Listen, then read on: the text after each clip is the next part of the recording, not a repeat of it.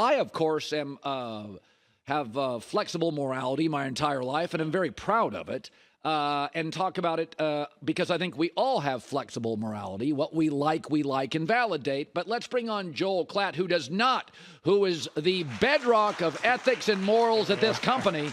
And he may have a problem with me today because I have said before, I wake up some days on the left, on the right. I am flexible. I'm like Olga Corbett of morality. Yeah. I'm all over the place. Yeah, that's fine. You just don't have any principles, which is fine. Yeah. Didn't like my principle. Don't have any. I'm good with it. Got it. Okay, so let me give you my take. You have a great game this week. Oregon, Utah. Get to that in a second. Great game. Keep disrespecting Utah, America, and they'll keep beating you. That's right. Okay. Here's my thing on Michigan. So there's this piece of video out there. It's very grainy. It's a sideline shot. And Ohio State's getting ready to play. And the Michigan players on the sideline are pointing to the sky. It's a pass. It was, and Ohio State scored a touchdown. That's right. You can keep telling me as you put sandwich boards on the sideline with an alligator and a division sign calling plays that nobody out here is taping games. Except everybody, and everybody's in the stands. But today, I lack morals, and I am supporting unethical Michigan. By the way, I said Deflategate was wildly overstated as well and was proven right. So tell me why I'm wrong. I don't think you're that wrong. Although, like, I would just say, advanced scouting is not allowed. That's the rule, and like everybody has a street that they drive down on their commute or taking their kid to soccer practice or whatever it is that's 25 miles an hour and you hate it. And you're like, why in the world is the speed limit 25 miles an hour on this street? Well, guess what? Doesn't matter. That's the speed limit. And so if you get caught, you're going to get a ticket. In this sense, advanced scouting is illegal. If that's what happened and that's what's being alleged against Michigan, then they will have to pay some sort of penalty. I don't know what it is because there's no precedent for this, really. How about 5 scholarships less for 2 years?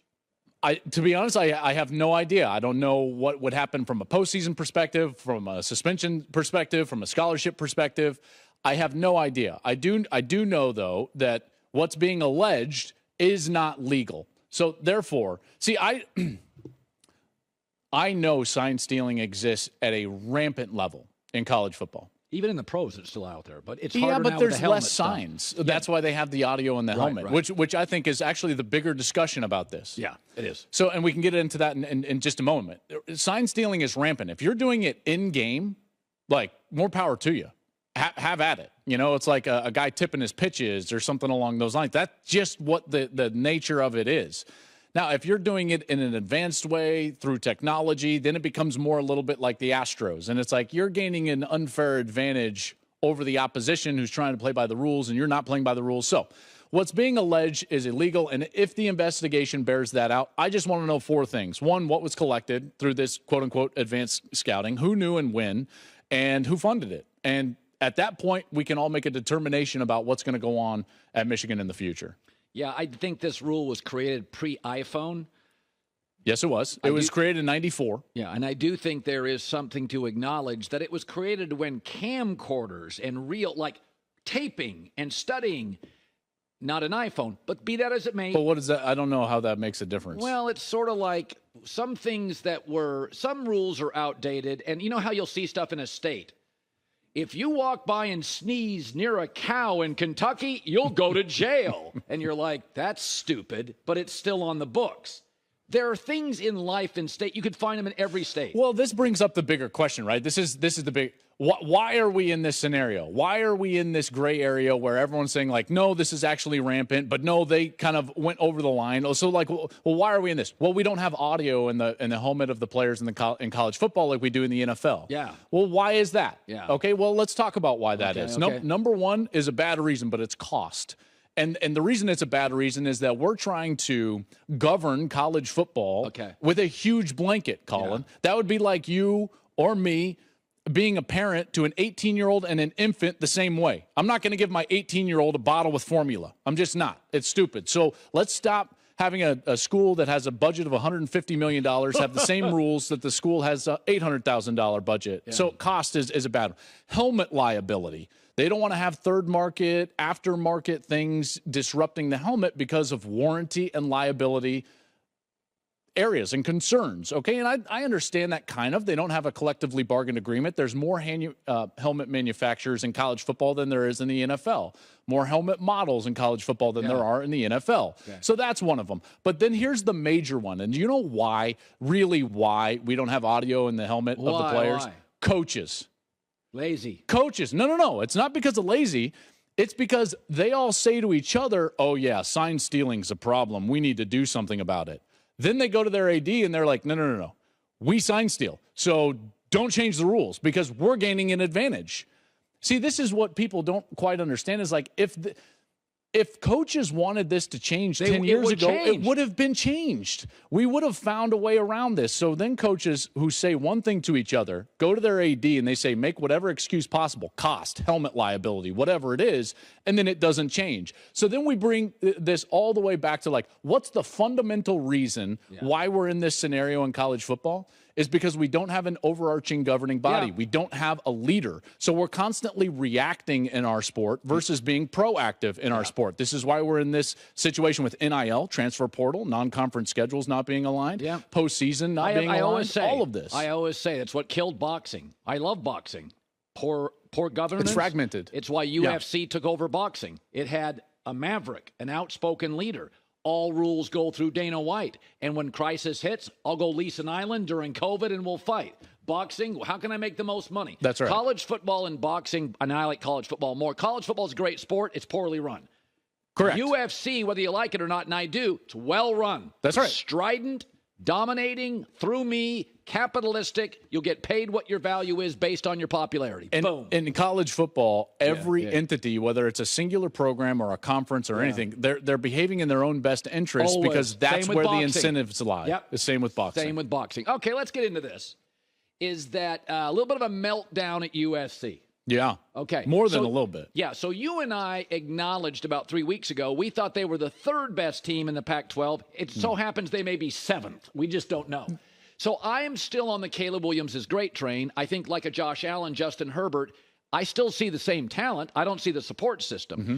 Is it, and I'll say this, when Pete Carroll was at USC, they were more physical than SEC teams. They would go into Auburn and push Auburn. That's right.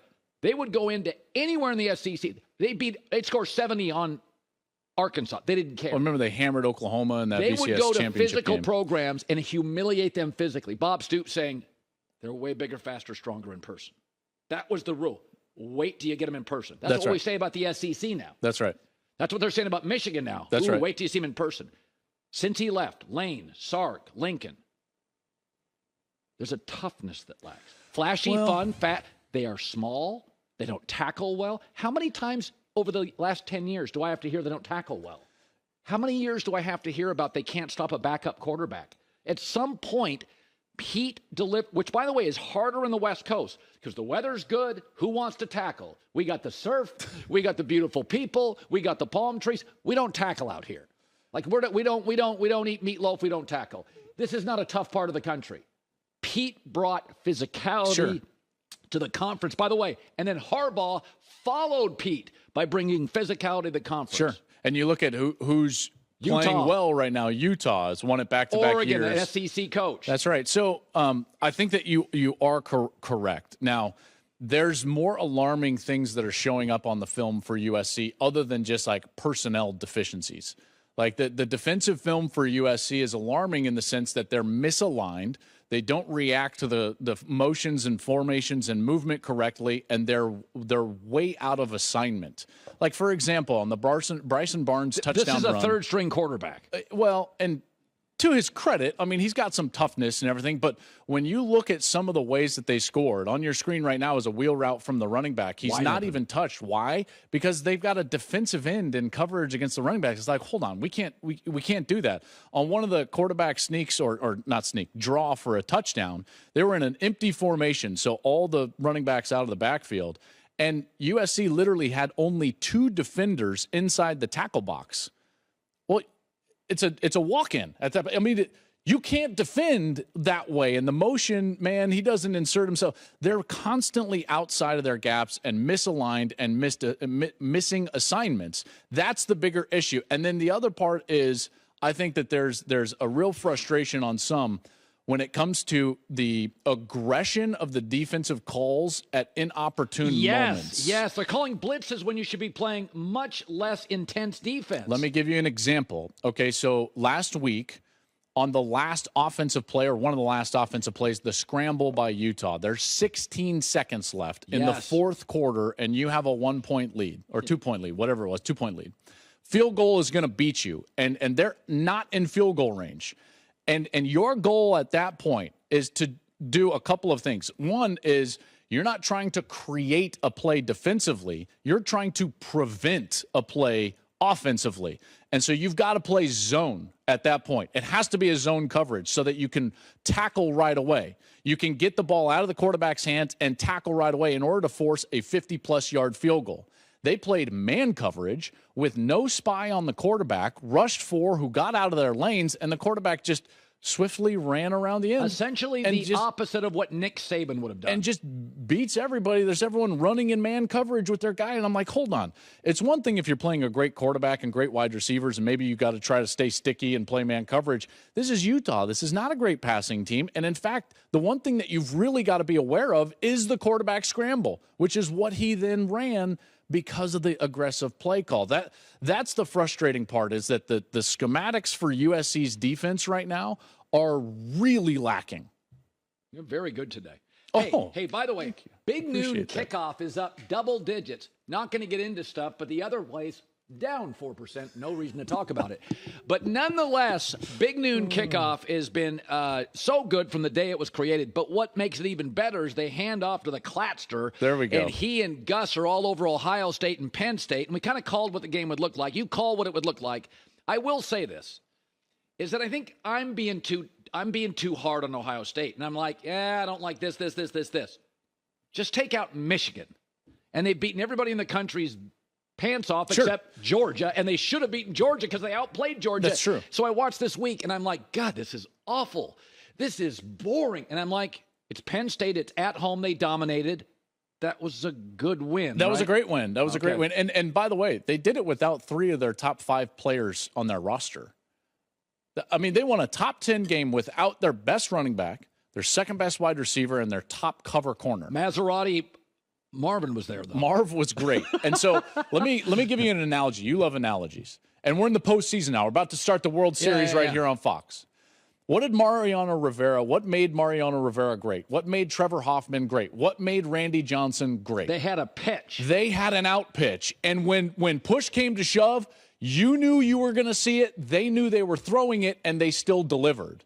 Ohio State had an out pitch on Saturday, and Penn State didn't. They either didn't have it or didn't know that they had it and didn't throw it. Marvin Harrison Jr. got 16 targets in that game. Again, no Travion Henderson, no Emeka Ibuka.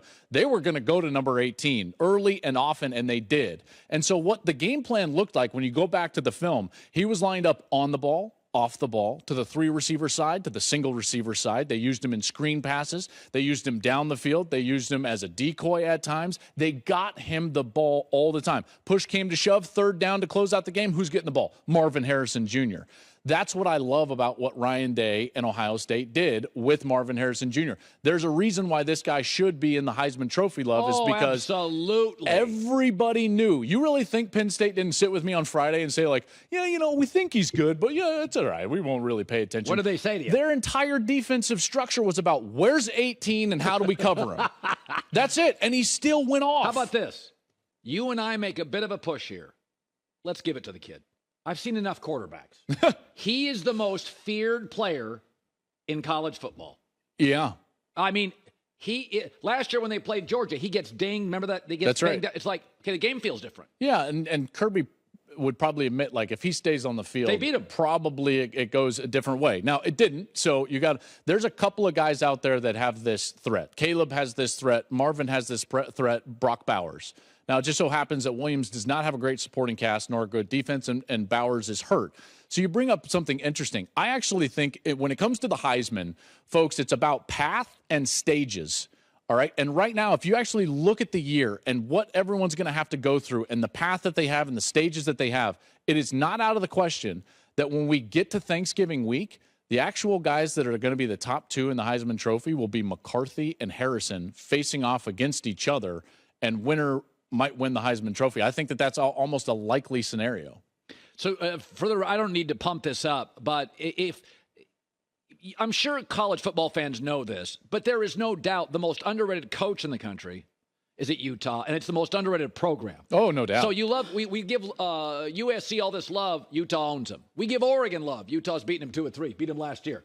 So they're going to play again this weekend. It's high-powered offense at Oregon. It's top 1 or 2 defense in Utah.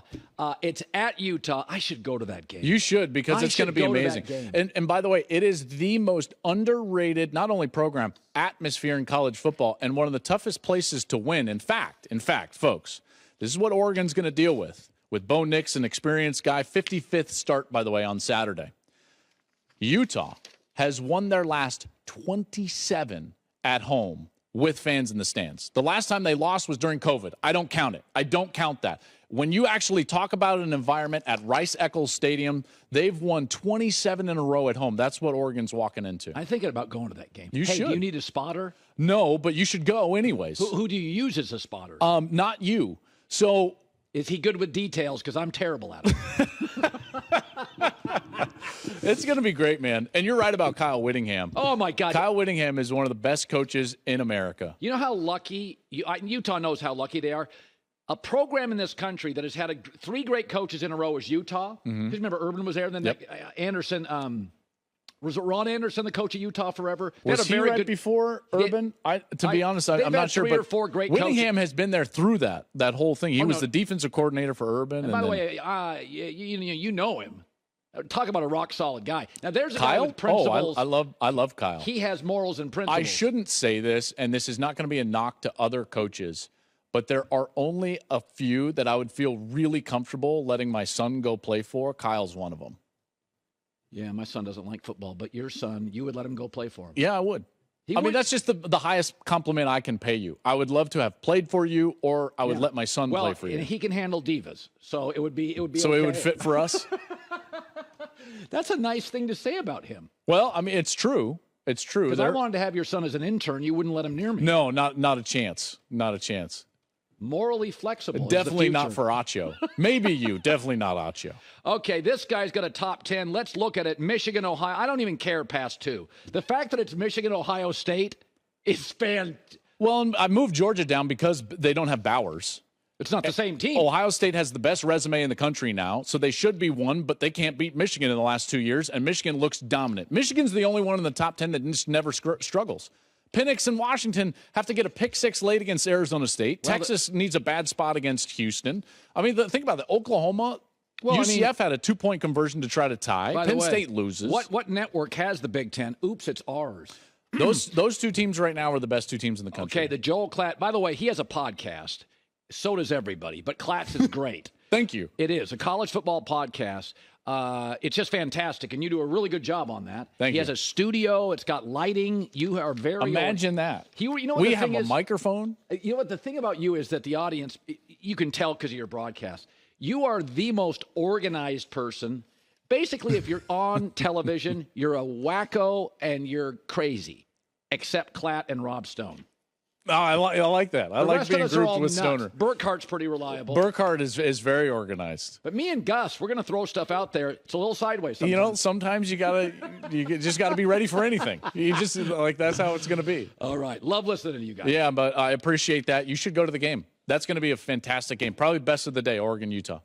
Hi, everybody. Thanks for watching. Subscribe here to get the latest from the show. Also, be sure to check out more of the best clips from The Herd or go watch a few segments from other shows on FS1.